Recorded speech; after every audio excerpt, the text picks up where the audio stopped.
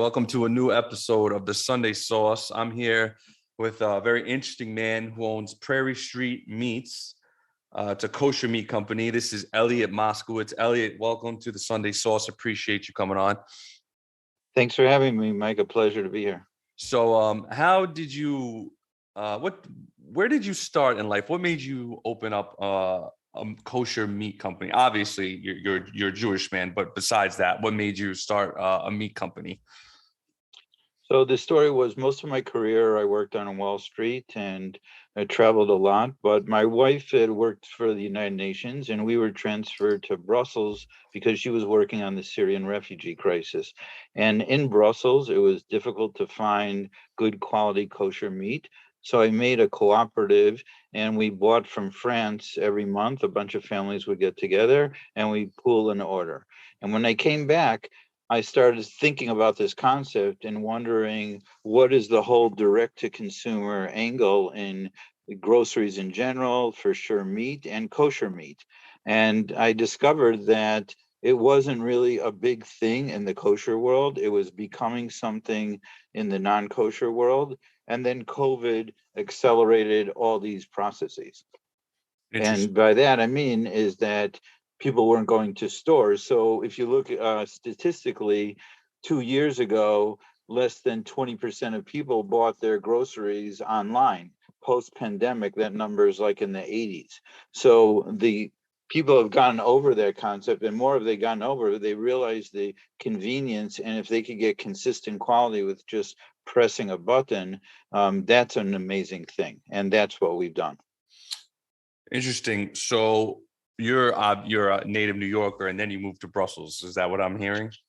I'm actually from Chicago, Okay. and then I moved to New York. I used to trade in the Chicago Mercantile Exchange. I worked for them, and then I was moved by a French bank to New York, and I've lived here the last 20 years. But the interesting thing also is that Jews or Orthodox Jews that keep kosher are densely populated. So they're New York, Florida, Chicago, LA, because they need to be walking distance to the synagogues and those things. But what about the 45 other cities that people don't have enough critical mass that someone would open a butcher store or some high-end, Cincinnati, St. Louis, Arizona, Vegas, those kind of things. So now with the fact that we're under the USDA, we're under the federal government, it enables us to ship interstate, and we could do last mile delivery anywhere you are. We could ship to your ski resort. We could ship to your beach house. We could ship wherever you are. We're there. So you said you did a cooperative in Brussels, Prairie Street. That wasn't really formed yet. Back when you got back to the States, that was formed, right? Correct. I had no intention. I was actually supposed to go back to Wall Street when I came back from Brussels. And then I started to just pay attention as someone that's kind of been a former macro trader and just looks at big elements. And I was just very curious why the kosher world wasn't paying attention to what I was thinking was going to be revolutionary, that people will end up ordering. Even meat it's a very difficult thing to get at the highest quality. So people go, well, I know the butcher and he puts this aside for me. And I smoke, I cook a lot, I do a lot of things like that. And that inconsistency of quality, even in New York, can be very problematic. And that's only accelerated with COVID, with inflation, with supply chain, and with all these other things. It's made it very challenging for us, but we've also positioned ourselves to work around those challenges. So where do your cows, where they hang out? Where do you get your beef from? So that took me about 2 years. I've been working on this for 3 years. And the last 6 months is when everything has really started to happen. We're scaling it. The infrastructure is so complex, not to the user, but to us. And in some ways, it's even more complicated than when I used to trade billions of dollars on Wall Street. So we set up that infrastructure. Now we're scaling that. And now we're going to just blow this up across the board. Interesting. So where's your company based out of currently? So we're based in the U.S., but going back to your previous point, We only source from the highest quality sources. So a lot of meat coming into the country is from Mexico, from Uruguay, from Canada. It's pretty good, but we only source the finest sources within the US. So I go to different places. They're more boutique than big because we know the quality and consistent quality, and we know where the best sources for lamb or veal or beef or specific kinds of beef. I even went to see some ranches out west for potentially starting kosher Wagyu. So those things, that quality aspect in kosher, just to give you a statistic, so the non-kosher world is more than $100 billion a year market for meat, and the kosher world is probably $1 billion to 2. And so at that level, you can't, in my opinion, and this was our strategic decision, you can't be in the volume, good quality business and the luxury, highest quality. You have to pick your lane. And we've picked our lane, and we're the only player that's only focused on luxury kosher meat of the highest quality. But is the end game maybe get your own cattle farm, I guess it's called, or whatever, and start just maybe having your own cows and just having your own beef? Or you're just going to keep looking for, boutique places, just picking and traveling around? Because that seems kind of expensive and costly than having your own place, right? So there's different things. People think that when you have kosher, that you have a kosher farm or a kosher ranch, and really that's not the case. Right. Any cattle that is eligible, and there's only certain types of animals that are eligible to be kosher. Correct. Okay, cattle is one of them. Pork Mhm. is never one of them. Right. Lamb is one of them. Those kind of things. So once you have that structure, it's more about what's the environment of the cattle or the ranch that's being raised. So I went to a ranch in Wyoming, and it was pristine. It was 600 acres for not that many cattle. It wasn't a feedlot. It wasn't that. So the environment is really what controls the quality of the product and how they're raised and what they're fed. Until slaughter, you don't know if the animal is going to be kosher. And the main determining factor is the health of the lungs. And that's why people perceive that kosher is a higher quality, it's a cleaner product, because if there are lesions or imperfections, then the cattle is not deemed kosher. We can't use it, and we have to sell it to non-kosher providers to use instead. Right. I was just under the assumption that a rabbi just comes in and, blesses the meat, and that automatically makes it kosher. That was just my No, so the rabbis are actually so there's two. We're regulated by two entities. One is the USDA, the United States Department of Agriculture, and the FSIS, the regulatory arm, and the Star K, which is one of the preeminent kosher certifiers. In the case of wine, observation or milk might be good enough. In the case of meat, they're actually doing the slaughter process. They're trained for 2 years. Their knives, there's all kinds of Torah and education about how sharp the knives and other things have to be to make it a very fast, painless experience. Wow. So the rabbis aren't just blessing, they are the ones taking care of that. And that whole infrastructure from beginning to packaging to processing and delivery is all overseen by our regulator in kosher, the Star K. Wow. That's more than I ever knew about kosher meat. I mean, I knew like it didn't taste any kind of different or anything. I just knew there was a process of, overseeing it. So that's pretty I guess and then I guess halal meat must be the same kind of process as well then, if I'm thinking about it now. It's very interesting, halal. So I spoke to the head of the central bank, Bahrain. I was at an investment conference last summer. And in general, people that observe halal will eat kosher meat, but that does not work in the reverse. People that eat kosher will not eat halal meat because of some of the process, but they do recognize our process. That could be a potential target market for us, but it isn't. at this time, because right now we're concentrated on the supply of the natural audience for us, and to go against the big boys and the Muslim community is much bigger than the Jewish community, doesn't really fit into our business plan at this time, but that could be something that we're going to expand in the near future. Right. So now you're just doing home deliveries, right, with your meat at this time? Like you're not in any supermarkets or anything like that?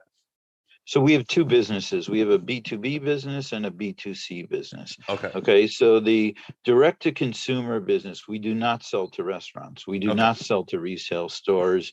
And the only way you could get this product is direct from us.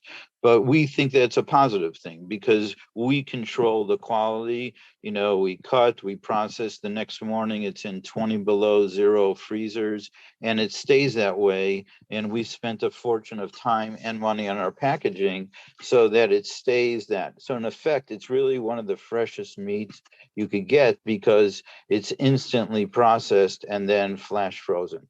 And that really ensures, well, versus a store where you might have product that's put out for a few days, they don't sell it, they bring it back in, they freeze it, they bring it back out. It's a different thing. So we don't work with any stores, the only way to get that. But the B2B has become a dominant part of our business. And that kind of relates to COVID. And in the sense that this has happened in the past, but it's really accelerated in the last year and a half, that wealthy people will have private chefs come to their house and they go on vacation and they rent a ski villa or something like that. And they bring private chefs to do that. This isn't for 100 people, it's for 10, 20, 30 people. And we're now speaking to all those chefs and working with them closely. We're even doing custom products that aren't available to the general public. And for instance, last week, we had a client that had 15 people at the Waldorf in Park City, Utah. They hired a chef and we sent 5 boxes of meat to them, and they had never seen anything like that in their life. So that's a very big part of our business. That's why South Florida is also very important to us because the wealth down there is enormous. The meat quality is not great. And the vacationing Florida chefs, private chef market is really the central of that is South Florida. From there, we'll expand to Tri-State, to LA, to the other areas. And then we're also working on export license so we could ship to the Caribbean and Mexico, popular destination sites. And what happens is these clients, after they attend one of these events, they also become clients of ours because they have private chefs in their homes every week. And they say once they've tasted this, they're never going back. Wow. So yeah, I mean, so I guess COVID kind of was a positive thing for you because Florida was pretty much open this whole time, and there's a big Jewish population in Southern Florida, and they could just get your meat within 3 days, and there you go. You have nice fresh kosher steaks down there, and the word spreads around, and there you go, boom, a brand new market in Florida. Correct, but there's been downsides as well, to put it in context. So one of the things that's very popular, I live on Long Island in a nice Jewish community, is normally before COVID on the Shabbat from Friday night to Saturday night where people aren't driving, they're not using electronics. And I have to tell you, of dealing with technology 100 hours a week, it's kind of nice to turn off the phone for a period of time and let my brain rest. But people would entertain. You'd invite a few families for Shabbat lunch or Shabbat dinner and doing that. And that pretty much crawled to a halt during COVID. So I think as hopefully we're getting out of this now, that will come back. For sure, I think the meat industry was on the forefront of bearing the brunt of COVID in the beginning. Not necessarily in our facilities that are more smaller, but the big players that have 1,000 people at a plant, and there was no masks and there was no protection. It was been a very difficult time. And then now with getting truck drivers or just people working or coming or the cost of inflation and food, there's been many challenges. It's not necessarily a great thing. I mean, I never look for bad things to happen, even if they're good for us. But clearly what COVID demonstrated is how do people optimize their time? People work from remote locations. So we're perfectly situated to deliver anywhere in the country. So if part of the year you're working in Florida, or you take an Airbnb in Colorado for a month because you're a software engineer for Google, doesn't matter where you are, then we're positioned to follow you wherever you are.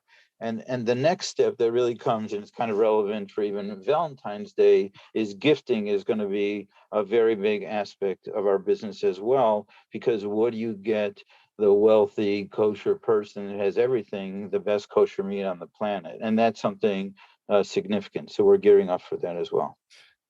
I would, if I was, I mean, Jewish or not, I would love a nice porterhouse steak for Valentine's Day. That would be amazing. I don't care if it's kosher or not.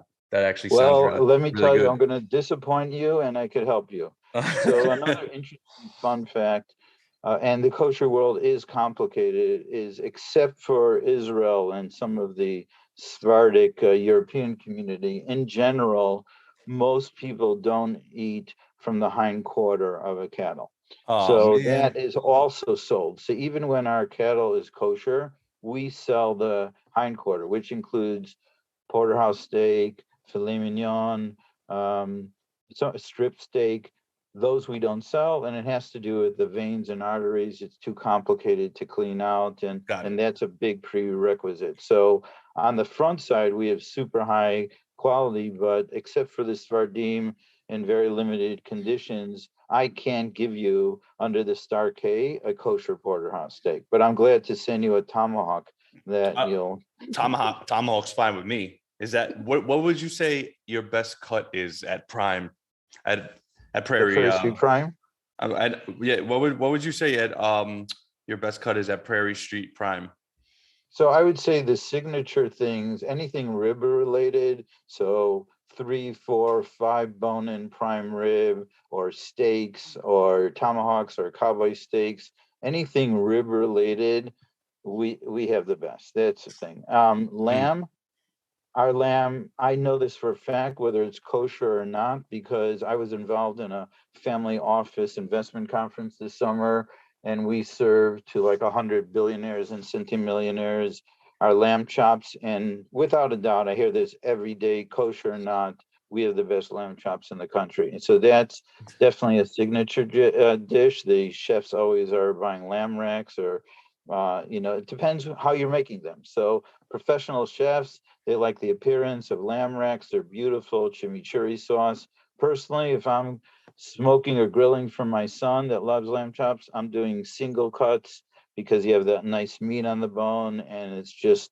amazing and perfect. So lamb, veal, and soon we'll be embarking on some high-end fish Mm. and chicken as well, to add for the chefs so that they could have one-stop shopping for everything they need. Do you ever get sick of eating steak? So the interesting thing is, I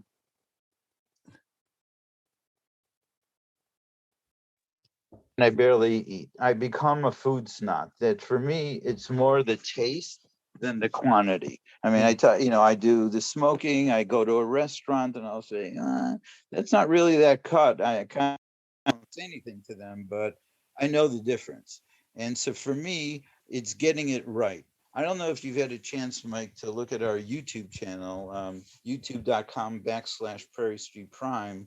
But that's something that we were working on that's very not typical in this industry. In fact, no one is doing this in kosher. And that is to make a serious commitment and an investment in original content that gives us nothing financially. Right. So on our channel, we've posted 40 videos. I've directed all those videos. I decide what we're making, how we're making it.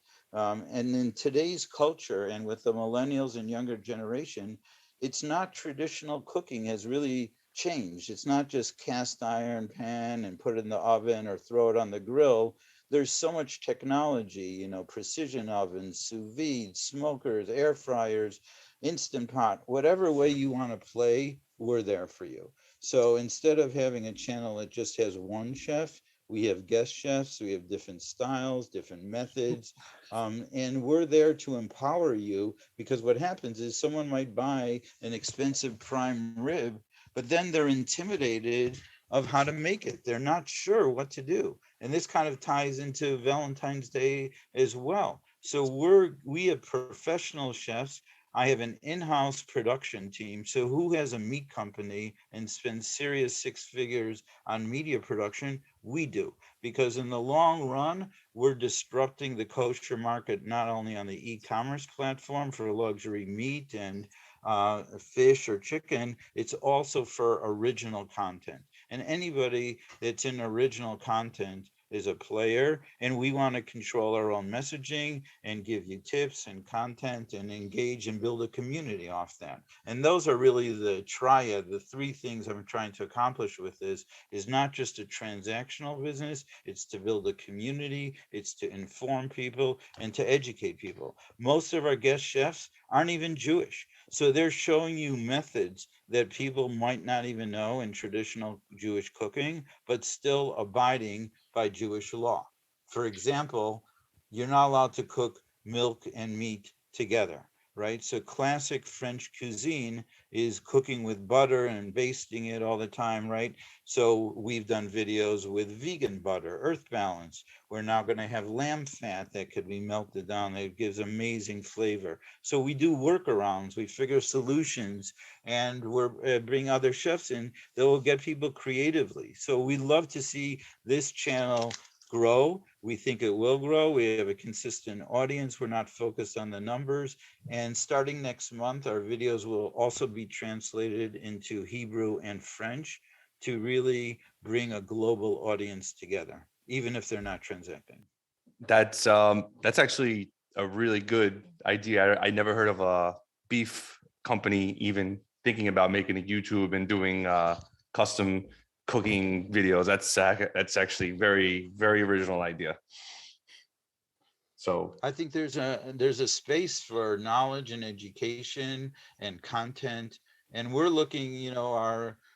Our tagline is your kosher luxury meat experience, but we're really emphasizing the word experience. We want you to be comfortable. We want you to be able to reach out. We're going to have contests. We're going to introduce products that people haven't even seen before: USDA Prime, dry age, that kind of thing. We keep on going up the ladder as far as quality product development, but we have a very strong commitment to build this content arm of our company, Prairie Street Prime Media, and to give value to clients, whether they're actually transacting with us or not. And we feel in the long run that will be good for the brand. It will be good in having satisfied customers. And this is one of those products that once you found the good vendor, you're not switching vendors really, because it's just too specific. It's too narrow. There are so few players that are playing at this level that we believe that if we do everything right,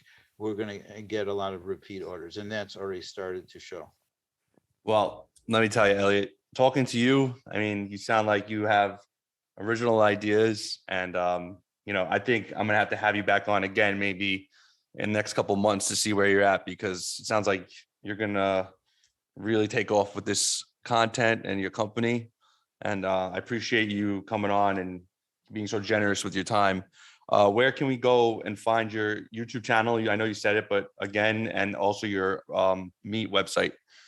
Sure. So the website is www.prairiestreetprime.com, prairiestreetprime.com. And the YouTube channel is youtube.com/Prairie Street Prime as well. Every Sunday at 2 p.m., we have a consistent schedule. We publish new videos. So please join. We have already 40 videos posted. I think they're super high quality. I'm biased, but we're always working on new ideas. We're looking to do destination videos now, maybe in Miami. We're going to do our own version of a competition or Chopped, or people playing against each other. So we're looking to engage people and find out what they're interested in as well. And we'd love to have you on board. It was great to be here, and I'd love to come back anytime you want me. Absolutely. Elliot, thank you for your time. Thank you and have a great day. You too. Thank you.